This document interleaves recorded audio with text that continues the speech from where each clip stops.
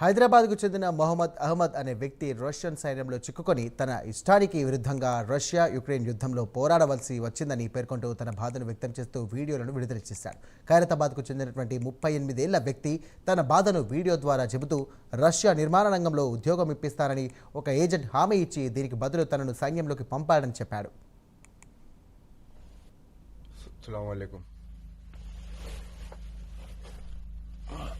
यहाँ पे तो मैं जहाँ हूँ वहाँ बॉर्डर है, पूरा जंग चल रही. ये लोगों के जितने लोग गए पूरों के स्लीपिंग बैगा है, कोई भी नहीं आया वापिस अभी तक. हम लोग 25 जने थे, 25 में 17 जने मर गए. एक इंडियन भी था हमारे साथ में, उन भी मर गया बेचारा आज सुबह में 6 बजे.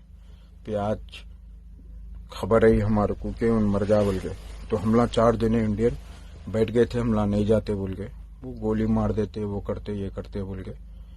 गन निकाल के हमारे गर्दन पे, मेरी कनपट्टी पे रखे और एक दोस्त की गर्दन पे रखे.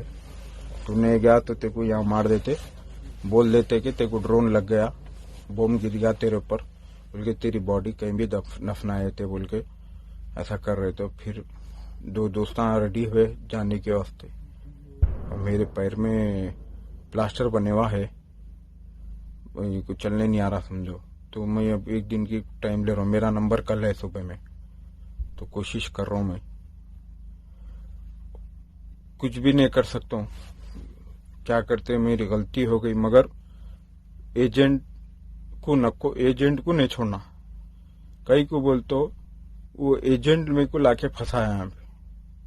अगर मेरे को एजेंट मेरे को काम अच्छा दे देता तो मैं ये कदम ही नहीं उठाता था. एजेंट आया, 25 दिन मेरे को बिठाया, मेरे को एजेंट से बात करा. क्या भाई वीकेंड रिकॉर्डिंग भी है, मगर अब कुछ नहीं कर सकता हूँ मैं.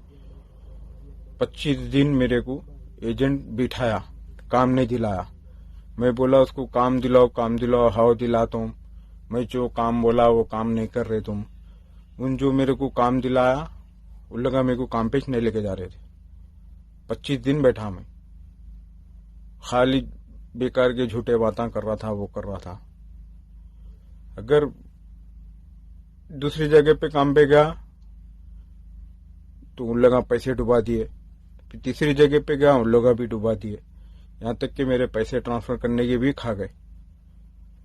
अब मैं आखिरी में ये ऑप्शन उठाया, मगर मैं ये पूरे मेरे ये दोस्त जो एजेंट है आदिल ट्रस्टेड कंसल्टेंसी, मैं इसके ऊपर पूरा दोष है. उन मेरे को काम दिलाता करता तो मैं ये कदम ही नहीं उठाता था.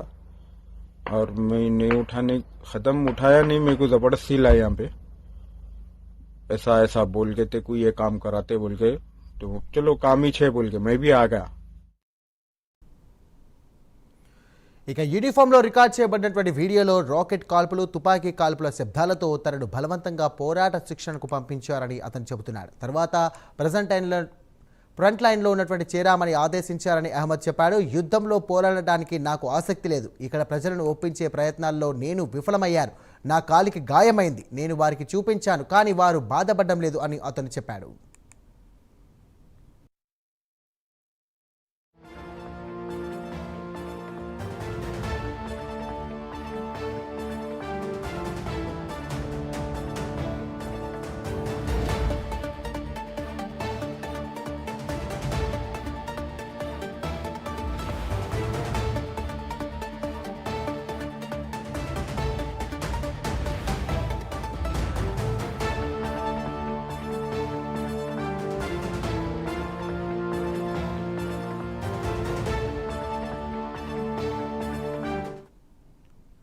సరిహద్దు చేరుకోవడానికి తాను 5 రోజులు కష్టపడాల్సి వచ్చిందని అహ్మద్ అన్నాడు. నాకు తెలిసినంత వరకు అక్కడ వెళ్ళినటువంటి ఎవరు కూడా తిరిగి రాలేదు అని చెప్పాడు.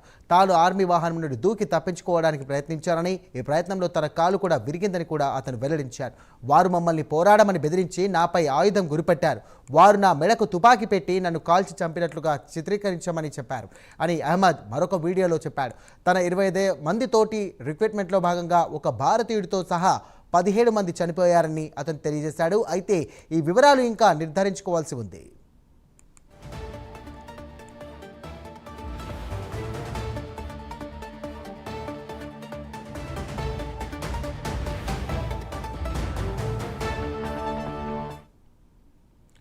అతని భార్య ఆశా బేగం విదేశాంగ మంత్రి ఎస్ జయశంకర్కు లేఖ రాశారు. అతని ఇంటికి తీసుకురావడానికి కూడా సహాయం కోరింది. ముంబైకి చెందినటువంటి కన్సల్టెన్సీ 2025 ఏప్రిల్లో అహ్మద్ను రష్యాకు పంపిందని, అది అతనికి నిర్మాణ కంపెనీలో ఉద్యోగం ఇచ్చింది కాదని, ఈ సందర్భంగా అతను అక్కడికి వెళ్ళిన తర్వాత కూడా అతన్ని వదిలేసిందని ఆమె చెప్పింది. 1 నెల పని లేకుండా అతన్ని ఇతరులను బలవంతంగా ఆయుధ శిక్షణ కోసం తీసుకువెళ్లారని పేర్కొంది. అతను పోరాటానికి నిరాకరించినప్పుడు అతన్ని చంపేస్తామని బెదిరించారని ఆమె రాసింది. తన భర్తే వారి కుటుంబానికి ఏకైక జీవనాధారమని, ఇక పక్షవాతం ఉన్న తల్లి, 2 చిన్నపిల్లలు తమ కుటుంబంలో ఉన్నారని తెలియజేసింది. ఇక హైదరాబాద్ ఎంపీ అసదుద్దీన్ ఓవైసీ ఈ మేరకు ఒక లేఖ రాయగా రష్యన్ ఎంబసీ స్పందిస్తూ అహ్మద్ కోసం రష్యా అధికారులు ప్రయత్నాలు చేస్తున్నారని సమాధానం ఇచ్చారు. అతన్ని సురక్షితంగా భారత్కు పంపడానికి అన్ని ప్రయత్నాలు చేస్తున్నామని వారు బదులిచ్చారు. ఇక విదేశాంగ మంత్రిత్వ శాఖ లెక్కల ప్రకారం ప్రస్తుతం 27 మంది భారతీయులు రష్యన్ సైన్యంలో పనిచేస్తున్నారు. వారి విడుదల కోసం ప్రయత్నాలు జరుగుతున్నాయి. ఇక యుద్ధం ప్రారంభమైనప్పటి నుండి కూడా తప్పుడు ఉద్యోగ ఆఫర్ల ద్వారా ఇక్కడికి వెళ్ళిన వారికి అనేక మంది కూడా భారతీయులను రష్యన్ దళాల్లో చేరమని బలవంతం చేశారని తేలింది. వారందరినీ కూడా గుర్తించే పనిలో రష్యన్ అధికారులు నిమగ్నమయ్యారు. హైదరాబాద్ యువకుని చొరవతో అందరినీ గుర్తించే పని ప్రారంభమైందని తెలుస్తోంది.